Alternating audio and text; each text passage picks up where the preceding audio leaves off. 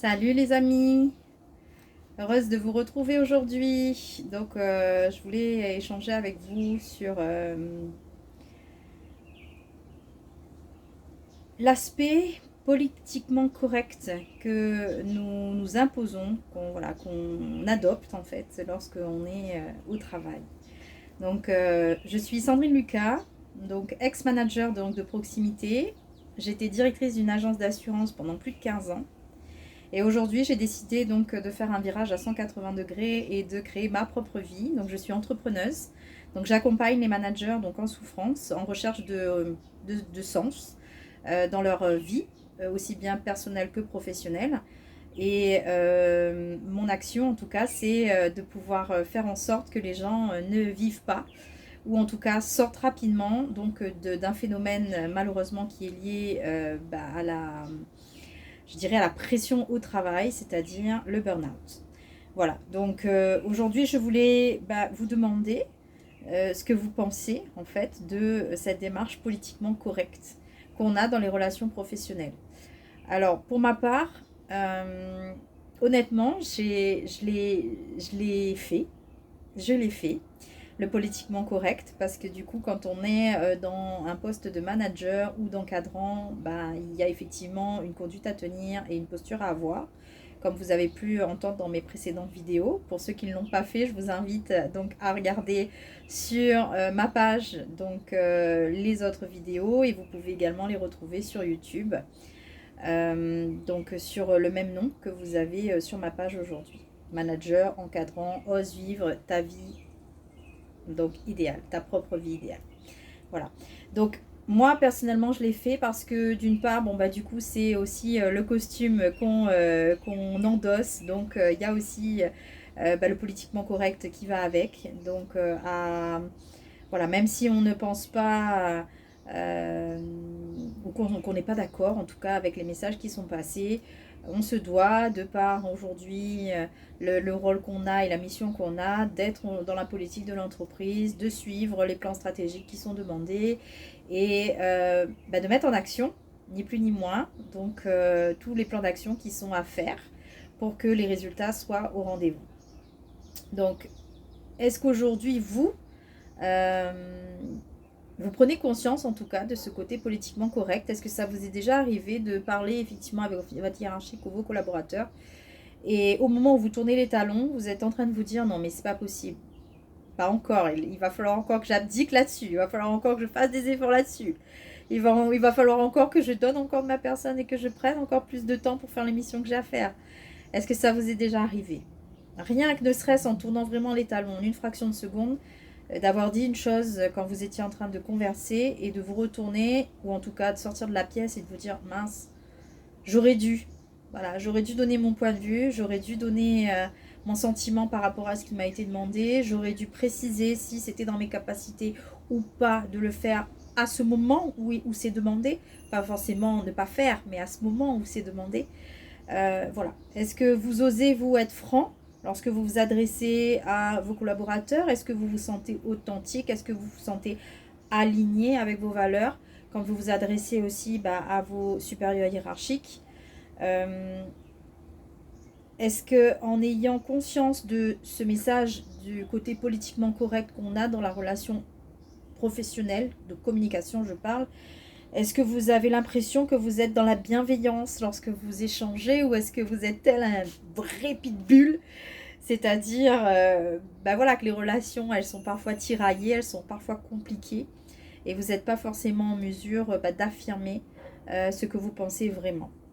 Quelles sont les conséquences vraiment à rester aujourd'hui dans ce schéma et dans ce côté politiquement correct? J'aurais envie de vous en citer 6 qui, en tout cas pour moi, ont du sens. Donc 6 conséquences, en tout cas, du politiquement correct.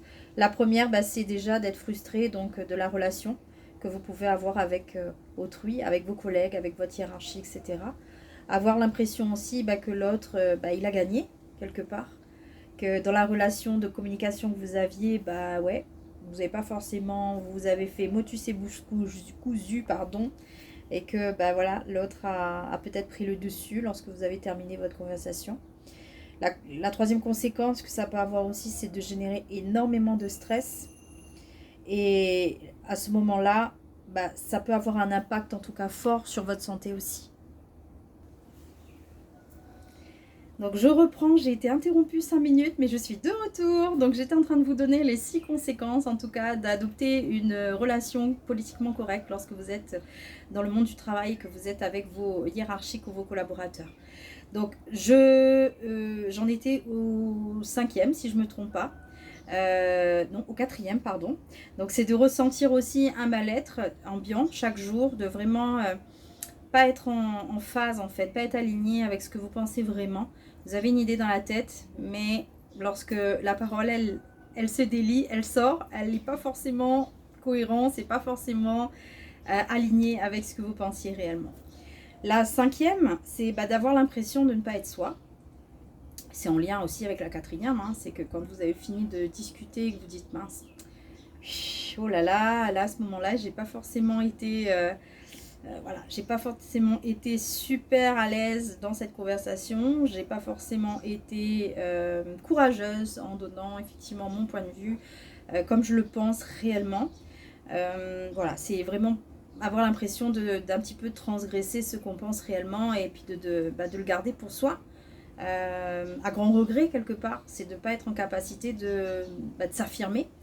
Et le dernier, c'est d'encaisser, de ruminer donc ce que vous avez sorti comme propos ou ce que vous avez entendu aussi, et de ne pas savoir en tout cas évacuer ces informations, ou en tout cas cette communication que vous avez eue, qui reste là, ancrée dans la tête. Quand vous êtes au boulot, vous y pensez. Quand vous avez un petit moment de répit, vous y pensez. Quand vous êtes en train de boire votre café, vous y pensez. Quand vous sortez de votre travail, vous y pensez. Enfin bref, vous voyez ce que je veux dire, c'est que ça reste là, c'est martelé et ça reste dans la tête matin, midi et soir. Et quelque part, on a un sentiment de culpabilité à dire mais bon sang, pourquoi j'arrive pas à, voilà, à donner aussi mon point de vue. Il y a des choses que je peux faire, que je me sens en capacité de faire, et il y en a d'autres que, voilà, pas forcément ne pas les faire maintenant, mais avoir effectivement une échéance pardon, qui soit différente pour pouvoir réaliser ce qui nous est demandé. Ça, on n'est pas toujours, à mon sens, en capacité de le faire. Donc, as-tu envie aussi aujourd'hui, comme moi j'ai eu envie, donc moi ça y est, j'ai passé le cap, donc j'ai eu envie donc vraiment d'arrêter cette relation pour moi qui me paraissait hypocrite, sans aucune profondeur, voilà, et encore moins constructive. Voilà, donc c'est une relation qui est malheureusement, c'est un petit peu la soupe à la grimace, c'est-à-dire que l'entreprise et la hiérarchie ou les collaborateurs, voilà, s'expriment et nous on encaisse, et ensuite on se débrouille avec toutes ces informations là, et comment on arrive à les gérer, comment on arrive à les digérer, c'est vraiment là toute la question. Donc vraiment, pose-toi vraiment la question aujourd'hui, pourquoi tu fais ça? Pourquoi toi aujourd'hui tu décides d'avoir toujours ce politiquement correct, comme on dit chez moi à La Réunion, dans l'expression dans oui n'a point bataille, c'est-à-dire dans le oui, il n'y a pas de dispute.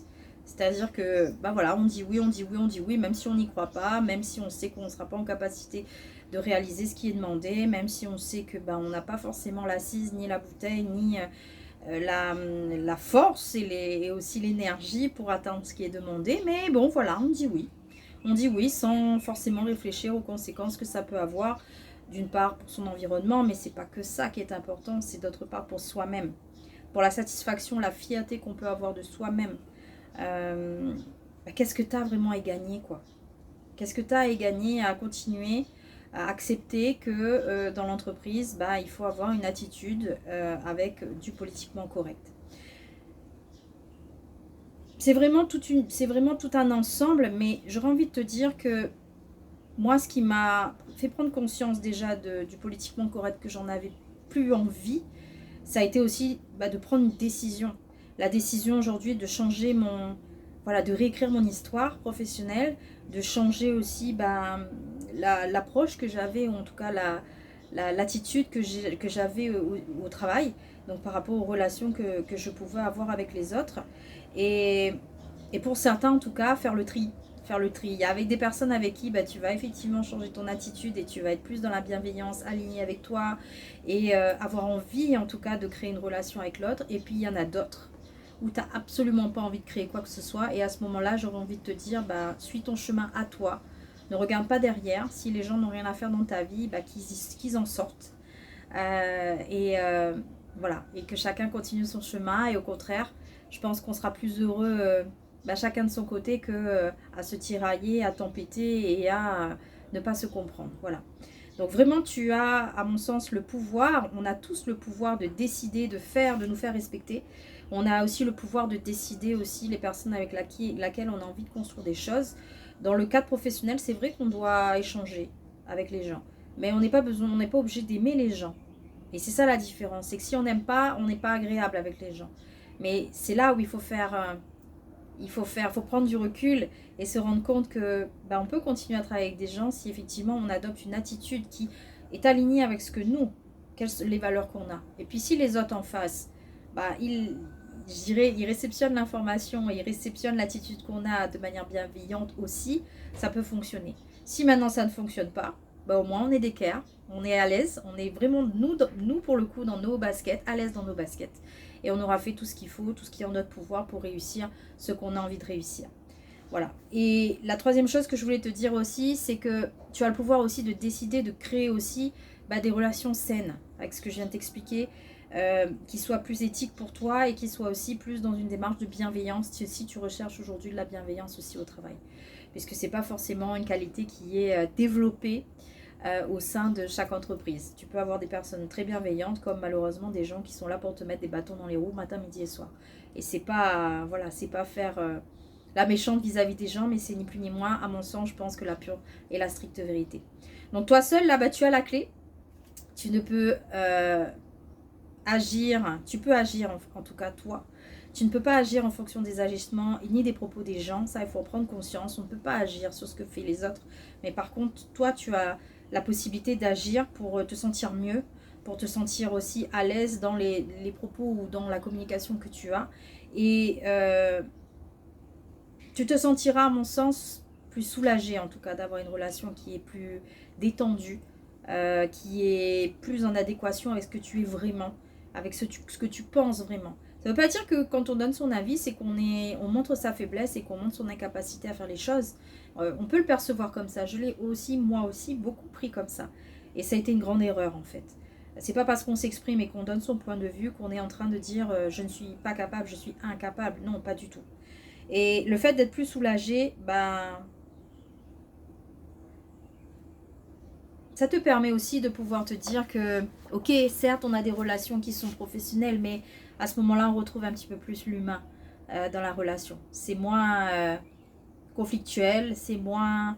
on est moins dans je dirais, comment te dire ça, on est moins réfractaire, en tout cas, que ça soit au changement, que ça soit aux nouvelles décisions, que ça soit aussi aux missions qui nous sont demandées. Je pense que quand on voit les relations et la communication plus dans une démarche sur laquelle nous, on est alignés, même si le fond, on peut ne pas être aligné, mais déjà être aligné avec ce qu'on est capable de faire.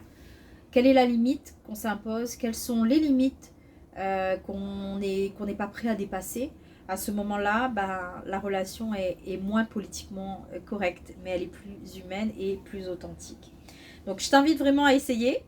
Donc, teste des choses, observe-toi quand tu communiques avec tes collègues, quand tu communiques avec ta hiérarchie. Et n'hésite pas à partager en commentaire ce que ça a pu procurer chez toi, ce que tu ressens et comment tu as pu gérer donc, cette situation. Est-ce que tu te sens fier de toi d'avoir déjà analysé les choses et d'avoir inversé la tendance lorsque tu es en train de communiquer dans le cadre du travail, ou est-ce que tu as eu des points de blocage? N'hésite pas à partager. Donc tu as sous ma vidéo la possibilité de commenter, donc sur Facebook c'est tout l'intérêt, et si tu es sur YouTube également, n'hésite pas aussi à commenter, mettez des likes, montrez-moi que vous êtes présent, ça me fera plaisir, ça me donne du baume au cœur pour poursuivre en tout cas les vidéos que je fais. Mon chemin est vraiment celui-là, vouloir vous accompagner, vouloir vous guider donc dans les réalisations que vous voulez faire et vous aider aussi à passer à l'action si pour vous aujourd'hui c'est difficile, si vous tempêtez, vous n'êtes pas satisfait aujourd'hui de la vie que vous avez, franchement, dites-vous qu'il y a un autre chemin qui vous attend et ne restez pas seul. C'est important d'être accompagné pour le faire.